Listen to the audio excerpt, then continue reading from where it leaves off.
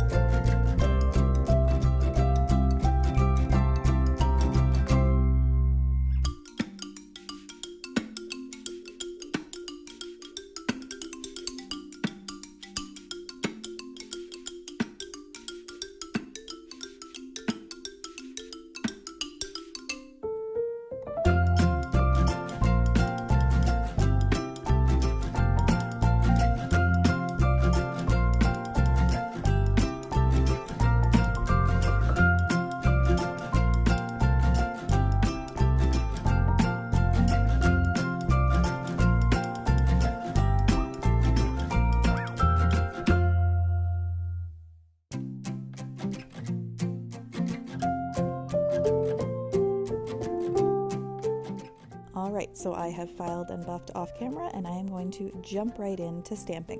So I have my foil stamping polish, my clear jelly stamper, my stamping plate, and a scraper card.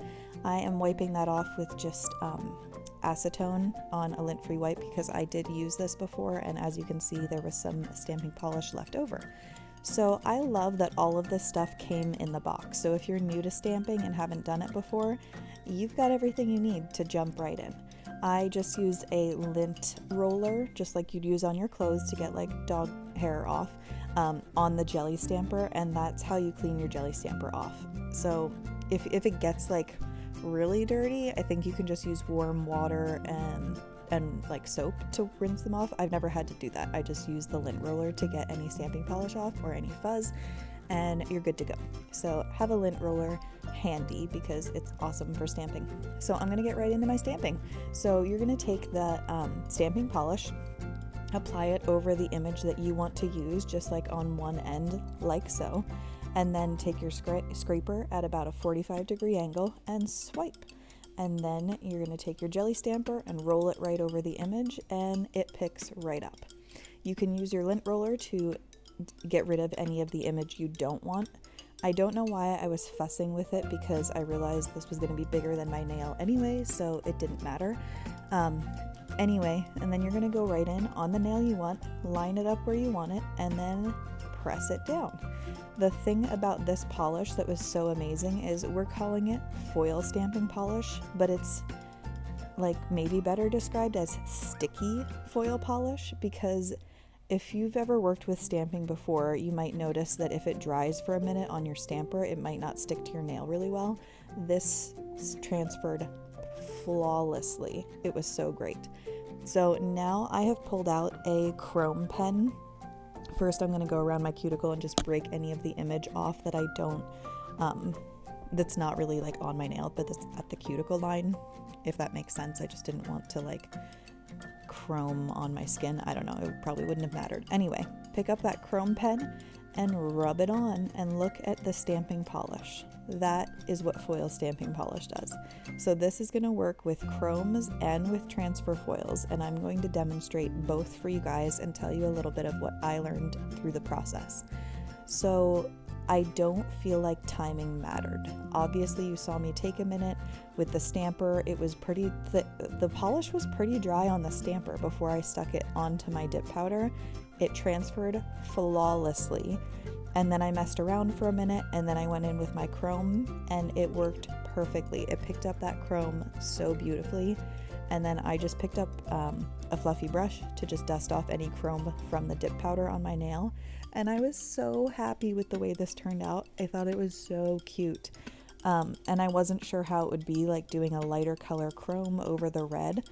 It made no difference, you guys.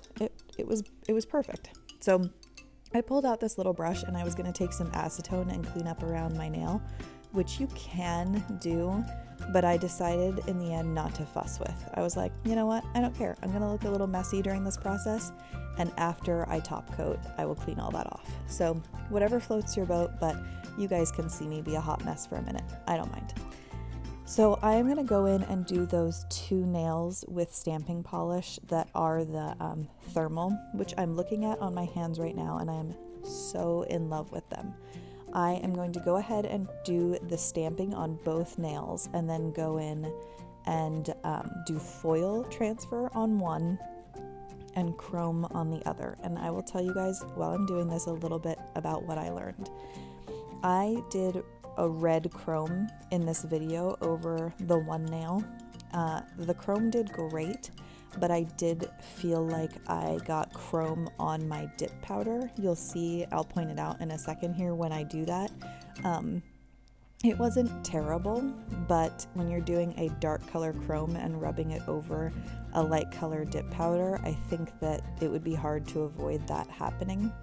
So I was talking to some of the other girls, and Julie over at Dip Nails by Jules had messed around with this stamping polish a bit more, and she said that she found if you apply gel base to your nail, cure it, and then use a lint-free wipe with alcohol to rub off the sticky layer, and then do your stamping, she found that the chrome did not stick to the dip powder but only adhered to the stamp. So I haven't tried that myself, but as per her advice, I plan to in the future if I want to use a dark chrome over a light polish or a light dip powder on this polish. I plan to use that method. So keep that in mind and watch out for her YouTube uploads because I'm sure she's been using this stuff and making some beautiful designs. So I've applied my stamp and I'm like, okay, I'm done with that. Gonna go on and get my tools out. So here's the red chrome, which by the way, I thought looked really beautiful over this. So let me know what you think about that. But I was just like in love. Look at that. Isn't it so pretty? And these chrome pens are just so easy. I don't know that I'll ever mess with chrome in a pot again, ever in my life. These are just the best. So check out the Triple D shop for these chrome pens. So yeah, so there's the chrome over it, and I didn't think it was too bad, but you can see some of the red chrome is showing up on that light pink. These foils also came in the Diva box this month. So I picked a red one and cut it off of the strip, and then you just press it onto the polish. It transferred so nicely and is just another way to make that, well, this is a foil effect versus chrome. They look very similar in my opinion, but were super pretty, and this method kept my light colored dip powder from being stained at all. So I just went around to each of the little hearts and made sure I pressed it on and that it was to my liking, and that was that. So how fun is this? If you guys didn't see a prior video I did with chrome stamping, I'll put a link up in the cards here for you guys, but that method was to rub the chrome onto your your stamper, and then to pick up your stamp with it and then transfer it onto your nail. But it's really messy. Like it messes up your stamper and it's just not ideal. This was so much easier and I'm just in love. So I would love, I'd say I would love every color of this, but really you can change the stamp to whatever you want. So yeah, it's just magic. I was so impressed with this. So I'm going right in with my gel base. And again, this was my first time messing with this, so I was like, am I gonna smear it or like make a big mess? Not at all. That stamp stayed clean and I loved it so much. So my thumbnail photo, which I think is black and white, and then my finished photo, in my finished photo, you might notice I did end up switching out my middle nail, and I did the rose gold chrome over that middle nail because I guess the smeared red kind of bothered me in the end, but I'm loving having one with the red hearts and then one with the chrome. It's so pretty, you guys. I hope that you all love this as much as I do because it's just like it was such the perfect Valentine's vibes, and yet it's winter, so having a thermal that changes when I go outside is super fun. So I'm going to make sure to include photos at the end that show the warm color and show the cold color, but yeah, I'm just having a blast playing with this and I hope you guys do too. So I'm going to finish up my top coat and I'll be back in a second to wrap this up.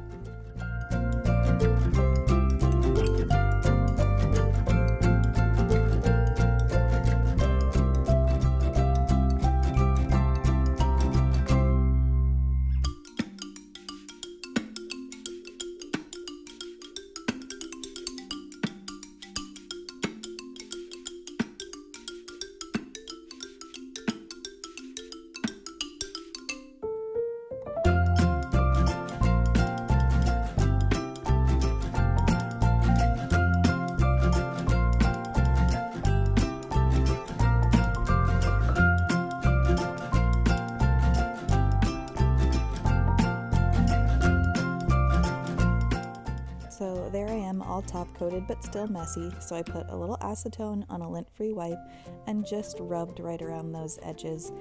Gel top coat is really acetone resistant, so you'd have to do a lot of acetone application to that to mess with your top coat, but I was still pretty careful not to just rub the entire nail. So that takes the polish and chrome right off my finger, no problem. so easy cleanup after you apply your gel top coat. If you wanted to do a dip top coat to this, you could, but just like over any other stamping, it's a little trickier. So I might use like a regular nail polish smudge-free top coat first, and then dab on a little activator, and then do your dip top coat if that's the method you want to go with. Or you could clear encapsulate if you wanted to go that route. So anyway, I'm finishing up with my Candi Skincare Cuticle Candy as per usual. If you need some, there is a discount code in the description box below, and I cannot say enough good things about my Candi Skincare. So I hope you guys enjoyed this. Let me know your thoughts, and I hope you have a great day. Thanks for being here, and I will see you in my next vid. Bye now.